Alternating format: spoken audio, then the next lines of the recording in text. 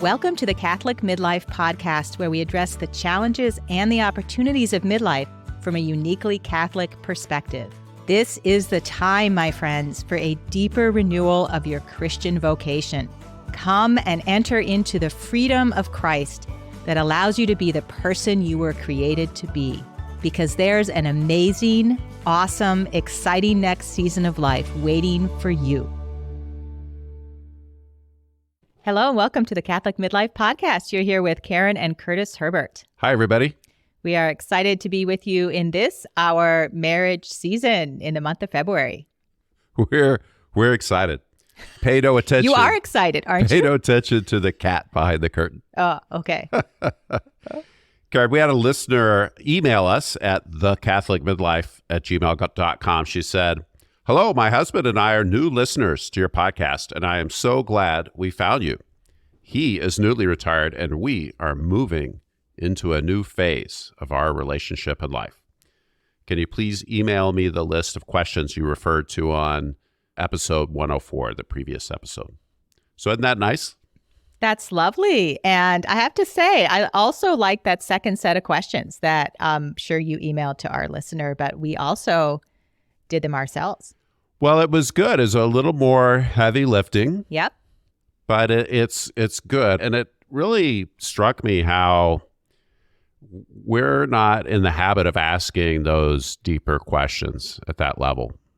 It's true. It's true. And one thing that I noticed was some of the themes that came out maybe weren't surprising, but it just shone a little light on them in a different way and helped us to appreciate what's happening in our relationship and our patterns and for us individually. It's true. I think some of those questions create perspective across the length of your marriage. Yes. And that was insightful. Yeah. So we followed our own advice and did the marriage, what was it called? The love map with the question. Yeah. Well, we take our own medicine. We do. It's true. And last week, so kind of the deal is we said we would share a skill and practice the skill. Yeah. And last week, well, it was kind of a heavy lifting week in terms of relationships in the family. And you mean like for us? Yeah, for Yes. you and me. Oh, it definitely was. Yeah. Yeah. So we were at a certain point, and I just looked at Karen and said, "Can we just share superficially?" Yeah. Let's just talk about the weather. Let's talk about the weather. We're tired. Yeah, we had some decisions to make, and they were hard decisions. So really we had to lean into this communication skill, I think, about what we were thinking, what we were feeling, what our fears were, what our concerns were, and try to come to a resolution between us. And that can be heavy lifting when it comes to the communication. Yeah. So well, that's right. It was a lot of communication on that level. And at one point, Karen, you turned to me and said, "Wow, I'm so glad we're on the same page with this situation." Right. And that was a nice moment of sharing on your part. Well, practicing the skill. I deeply appreciated that we could have all that work and come to a point of resolution. And there we were saying, yeah, we're in agreement. And sometimes that's a really hard place to get to. So last week's skill and this week's skill have a lot to do with awareness to practice them. Sure. So you want to have an awareness of, hey, continually mapping out the other person's perspective and thinking about, okay, have I gone to the deeper level of communications? Am I taking advantage of opportunities? And this week's skill also requires some awareness. Yes. And this week's skill is also, like last week's skill, inspired by John Gottman and his book, The 7 Principles for Making Marriage Work. I have heard him make this one claim that I feel is pretty remarkable, and also everybody pretty much agrees that it's true. He says, "I can predict with 91% accuracy whether a couple will stay happily together or lose their way after listening to them interact for as little as 15 minutes. Isn't that remarkable? It is remarkable. I mean, that means that he's really boiled down in communication, in tone, in patterns of relating, what's going to be successful for people and what's not. Yeah, elsewhere he says that communication is important, but it's not the big key. Sure. And we go and hear talks and stuff on what makes marriage work and how to manage conflict and all these things. But according to John Gottman, those things are important. But what is actually most important is simply that happy marriages are based on a deep friendship. The mutual respect and enjoyment of each other's company.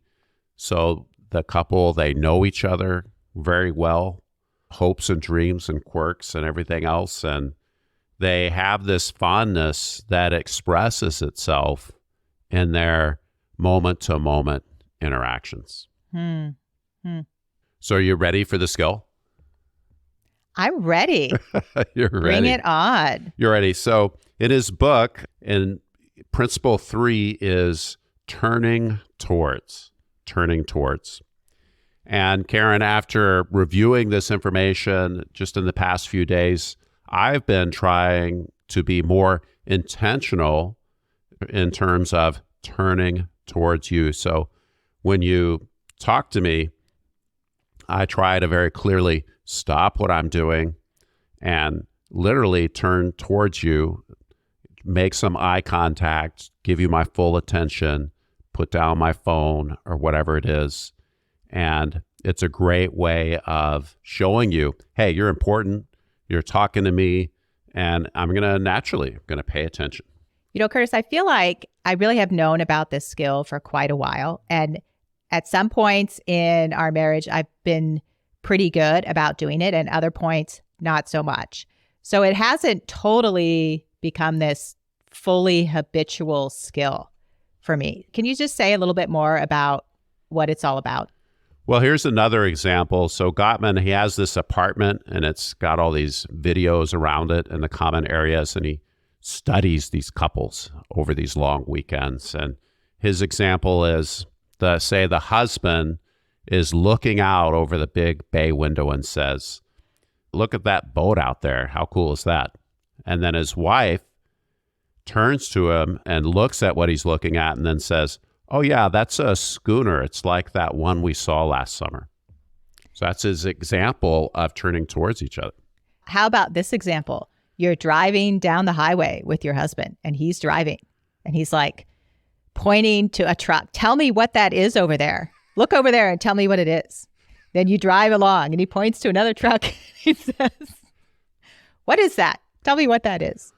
Yeah, that's a good example. I mean, you're very curious about those big construction, the big tubulars and piping systems and windmill parts. Yeah. And you don't want to take your eyes from the road, understandably. Right. So it's up to your spouse to respond to your question. Exactly. And try to dissect what the thing is on the truck. That's right. That's your job.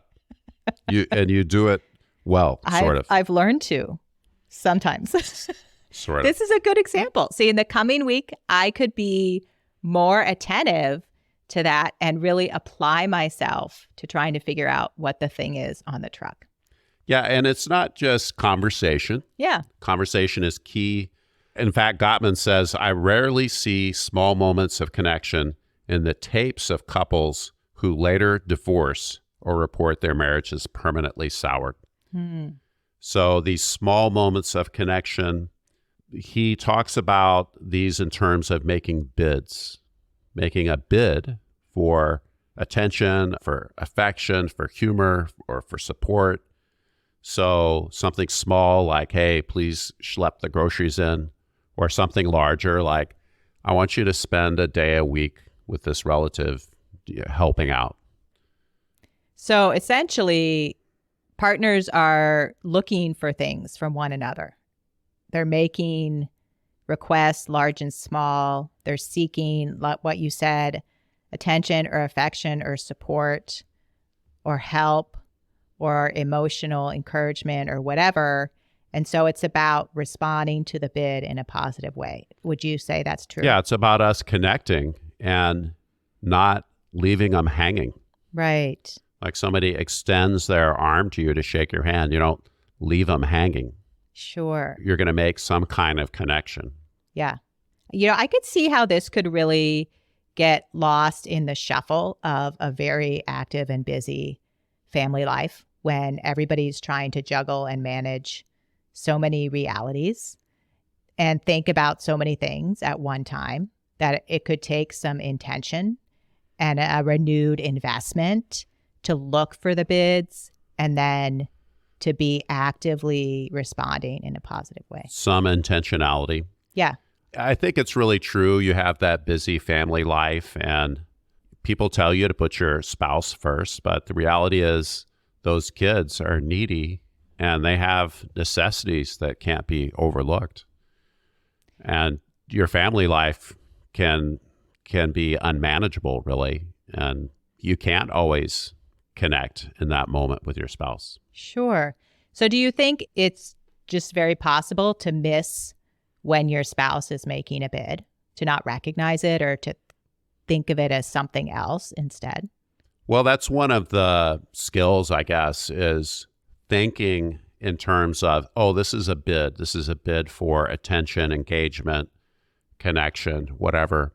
An example is your wife looks over at you and says, hey, why don't you clean up the dishes for once? And then the husband can be sitting there, and if he perceives that as criticism, which really it's expressed as criticism, yeah, he might fight back and say, yeah, well, how come you never fill up the van with gas? It's always on empty. Sure. And then it becomes what you do versus what I do instead of a request for some support in a particular area. Right. So his skill is in that moment would have been to look past the heat. He's catching some heat. Yeah. But if he can look past that and restrain himself and simply say, oh, I'd be happy to, then all of a sudden she's going to probably realize, oh, I kind of brought too much heat with that. And the tone is going to shift. Right. I'm starting to think about this from the other perspective too, that we may be making bids to our spouse and not even realize what it is we're asking for or what it is we need, what it is we're seeking when we do that. So when you said earlier about awareness, it is about paying attention to your spouse's model of the world and what they're looking for, but even just trying to figure out, what is it I'm really making a bid for here? What is it that I want? Yeah. What do I'm I wanting want? something. I'm just wanting a little attention, maybe. Yeah. I have to say, it really helps me when you say to me, I'm just looking for a little blah, blah, blah. I'm like, oh, well, I could do that. That's not a problem. Yeah, we're over here rolling our eyes. So I was rolling my eyes because I'm kind of like, honey, I shouldn't have to just explain to you exactly what it is I want every time. I should read your mind. You should start to figure it out at some point, which makes her roll her eyes like, honey, you have no idea what you're like, actually. I'm like, I'm fun. You are. You are fun. But fun can be baffling, I suppose. Well, I liked what you said earlier about John Gottman because I feel like, we've had a lot of challenges and difficulties in our life together and in our family, but we enjoy hanging out together. We enjoy conversing. We enjoy being together. And that really has always been foundational in moving us forward and getting us through some tough times. Yeah, it's true. I was just thinking about, we more or less are driving different cars now. There's always the question of where the Aldi's quarter is. I'm like, it's in a very obvious place. It's just kind of down by your foot. I know where the quarter is in my car. Yeah. Yeah, it's like under a layer of trash. It is not trash. Those are wipes for my screens that gets the fingerprints all over. But to your credit, you responded to my bid when I said, come get this quarter out of this trash and give it to me. I do. You just wanted the quarter. Yeah. And we could laugh about it. So Aldi's is a grocery chain, and their carts are all tethered. And if you put a quarter in them, you can unlock it. Get a cart. And that's why you want to bring your little quarter with you to the grocery store. So, Curtis, what is it really that we're asking people to consider practicing or doing in the coming week? Think about turning toward. Think about the bid for attention or engagement or whatever it is, and respond somehow to that turning toward. Okay. Well, we have to take our own medicine and rise to the challenge. Are we going to agree to do this? Yeah, let's do it. It'll be great. Let's do it. I'd love it.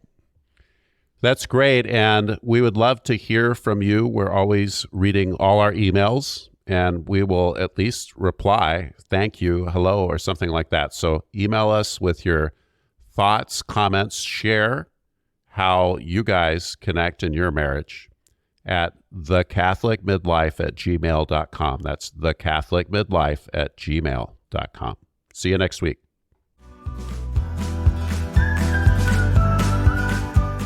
Thanks for being here with us. The Catholic Midlife Podcast is for anyone that wants to receive the abundance of life that God has for each one of us. Take a moment right now to tell a friend about us.